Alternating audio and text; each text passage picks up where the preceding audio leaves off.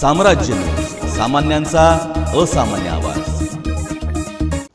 12 November 2025 रोजी सायंकाळी 5च्या सुमारास सोलापूर-पुणे महामार्गावर तेलंगवाडी गावाजवळ सोलापूरवरून पुणे येथे जात असताना भरधाव वेगाने जाणाऱ्या वॅगनार कार क्रमांक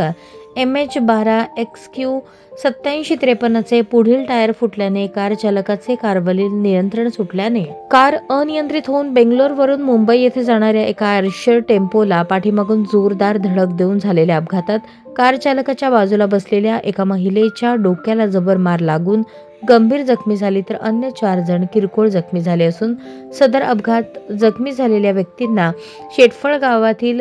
ग्रामीण रुग्णालयातील 108 या शासकीय रुग्णवाहिकेमधून डॉ. प्रदीप पाटील आणि रुग्णवाहिका चालक सिद्धेश्वर राऊत यांनी सोलापूर येथील खासगी रुग्णालयात तात्काळ पुढील उपचारासाठी दाखल केले असून अपघाताची माहिती मिळताच वरवडे टोल प्लाझा येथील गस्ती पथक, रुग्णवाहिका पथक आणि मोडणीम महामार्ग पोलीस मदत केंद्राचे प्रभारी अधिकारी उमेश पवार आणि त्यांचे कर्मचारी तात्काळ घटनास्थळी दाखल झाले असून वरवडे टोल नाका येथील गस्ती पथकाने मोडणीम महामार्ग पोलीस मदत केंद्राच्या पोलीस कर्मचाऱ्यांच्या मदतीने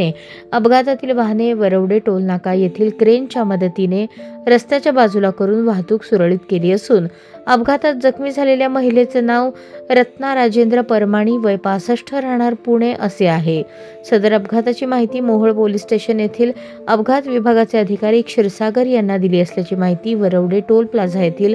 गस्ती पथकाचे प्रमुख विजय साळुंखे यांनी दिली।